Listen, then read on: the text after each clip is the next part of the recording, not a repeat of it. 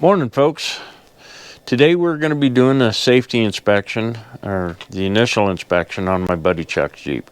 We're going to be checking for any safety issues, brakes, leaks that would create an issue, any kind of structural issues, damage, cracks, anything on the chassis that needs to be repaired before it can be safely taken out on the road. The other thing we're going to be doing is putting the soft top on it. We got some weather moving in, so we want to get it protected a little bit better. So let's go ahead and get started on it. Okay, the first thing we're going to do is just kind of a cursory walk around. We're going to be looking in at the stuff that we can get to easily here. So looking at backing plates, I'm not seeing any oil or grease there. On the left front corner, we don't have any, it looks like a little bit of seepage, but nothing fresh.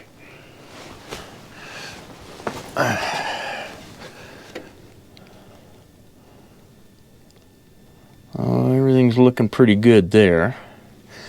All right, well, let's go ahead and crawl under this bad boy and see what we got.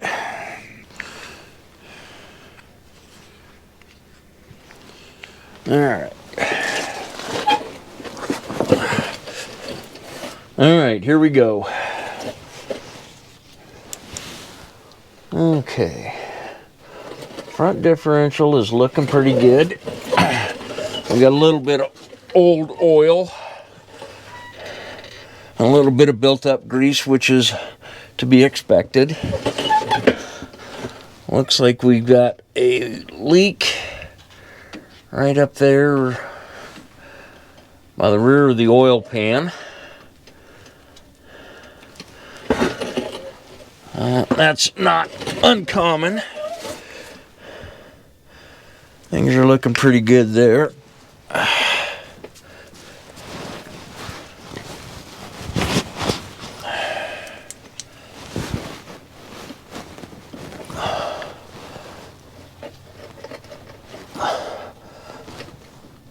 Nothing is overly loose in the steering.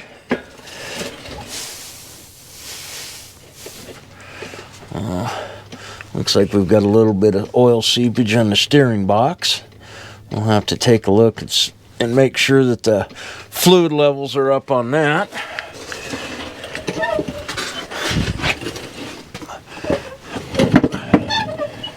As we go back, no real leaks on the transmission. That's another spot up there. The parking brake wheel will end up getting leaky at the seal there, and that looks pretty good.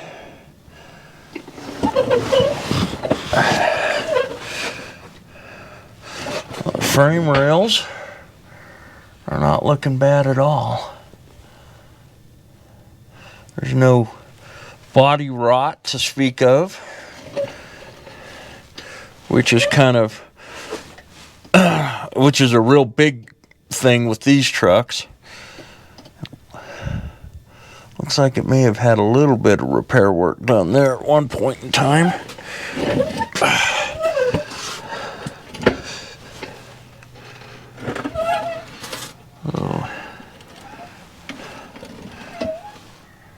Rear differential looks good. Don't have any leak issues there.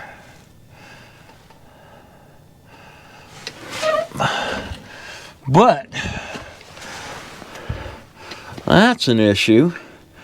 These tires, this, which would be the left rear tire, is completely unserviceable. That thing is garbage. Oh, we got her.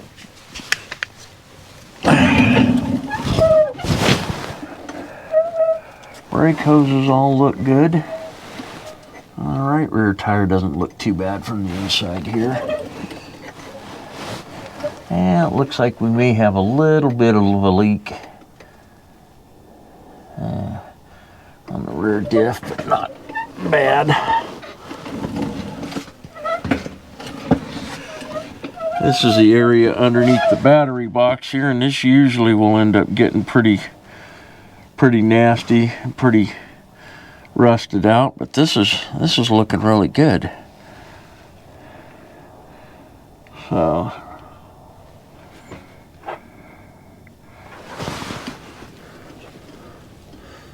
I would say that from the underside, I think she's looking pretty good. We'll crawl out from underneath this and take a look at some of the rest of it. All right, let's get her down off of the ramps here.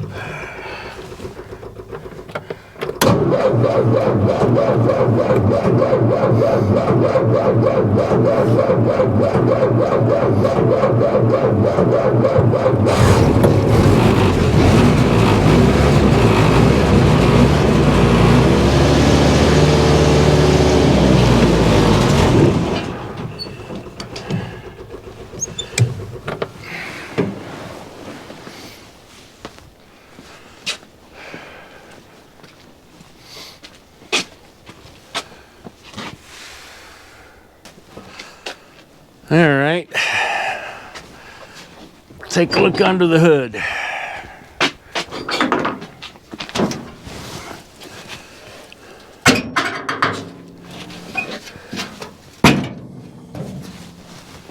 Okay.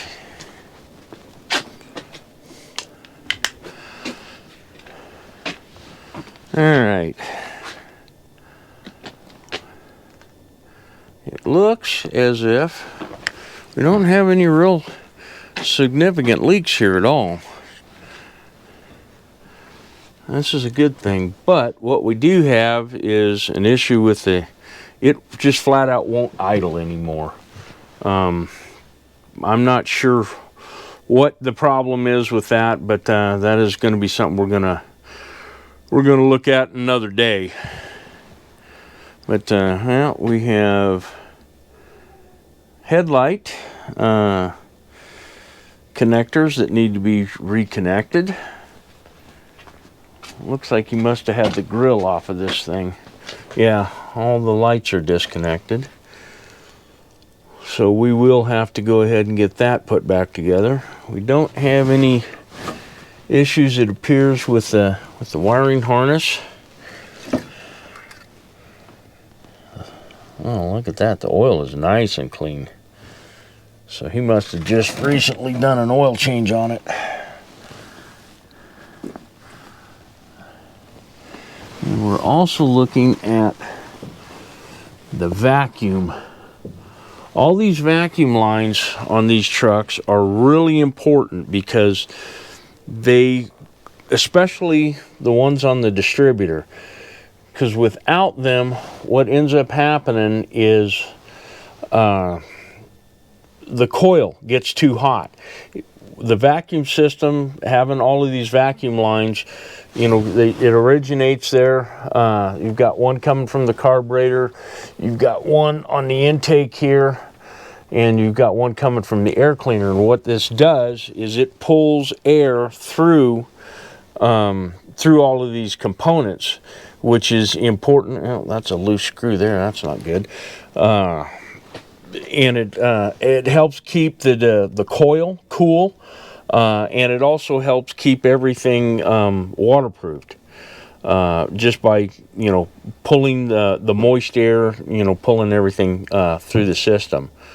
So and these Jeeps were designed so that a fording kit could be installed quickly and easily, and that would include a snorkel that would come from the air inlet here, and then a tailpipe extension.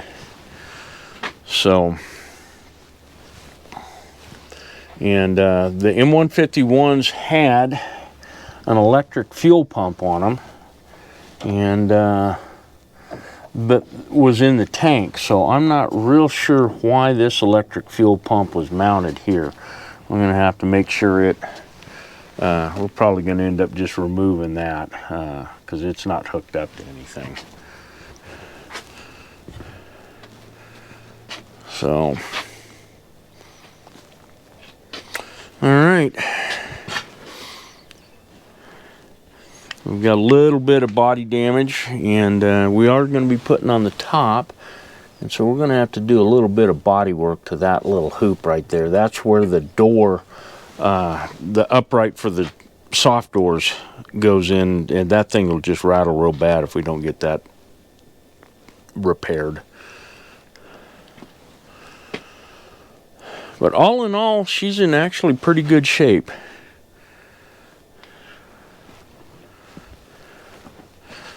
So we're going to have to replace the straps here. I think I've got another one of these, at least the lower part of this strap for the fuel can. It needs a cotter pin for the pintle hitch. The spare don't look great, but it's not horrible. These taillight lenses are not original to an M151. These are off of a different vehicle, but a lot of guys that had the 151s used these because you get a little bit better visibility than the little itty bitty ones that were on the originals. So, and it also looks like we are missing one of the footman loops right here for the top. So we're going to have to source one of those and install another one of those. Most of these, you can see this one over here. Actually, this one here, you can see was spot welded on. You find a lot of them that have had replacements, you know, put on with screws later on, and that's. So this one is not a pristine Jeep by any stretch of the imagination, but it is a good, hard, well-used, good functioning Jeep. I know my buddy, he used to drive this thing. He had a hard top on it. He used to drive this thing back and forth from Carson City to Reno, which is about 30 miles in the wintertime. He used to have, this is the remains of the fresh air intake for the heater, and he removed the heater, so he was not planning on using this in the wintertime anymore. Well, that's pretty much a good walk around on the Jeep, so let's go ahead and see what we can do about getting the top put on this thing. All right, before we get the top put on it, I want to take a look at something here, because when I fired this thing up, the gas just smelled absolutely horrible. And ew, yuck. That is going to be a problem. We're going to have to flush this tank out. That could be part of the reason why it doesn't run very well.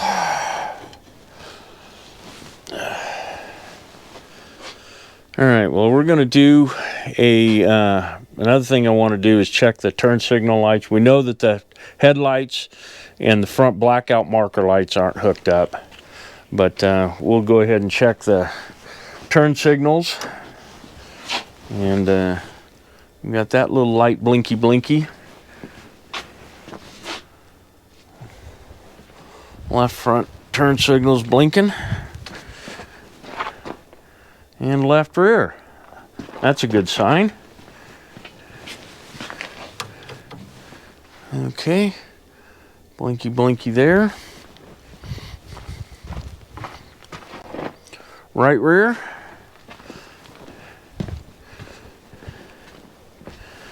and right front.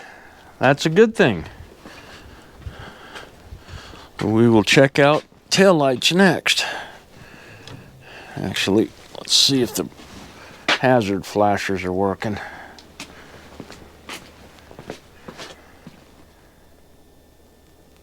Yep.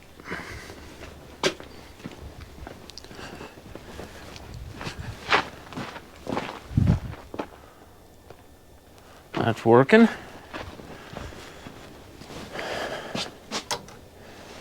And I'll turn it to service drive.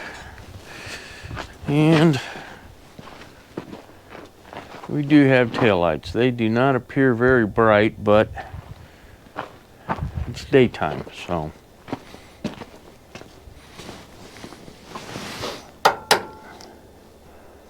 All right. Now we'll get to getting the top put on. This should be fun.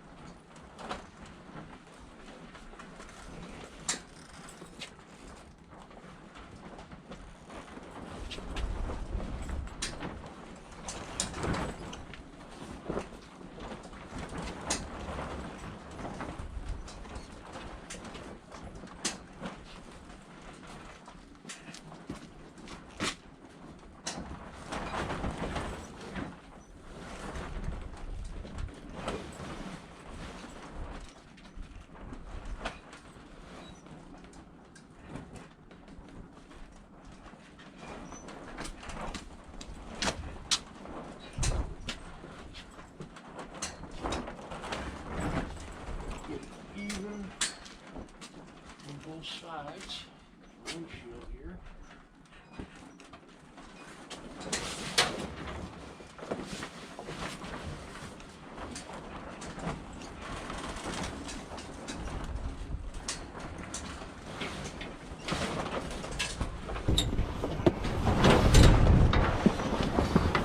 It's a lot easier to do this with two people, but one person can do it.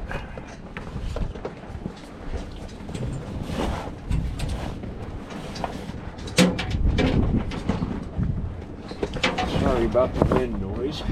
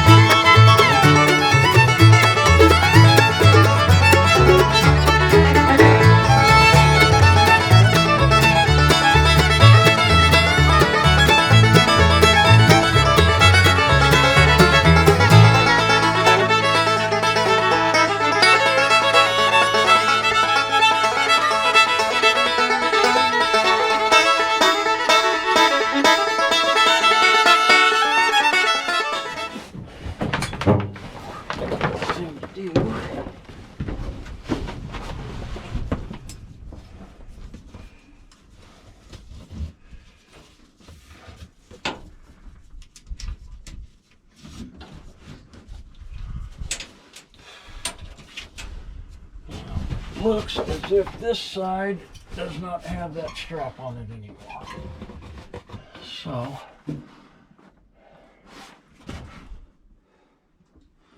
well, I made it about as protected from the rain and snow as it's going to get.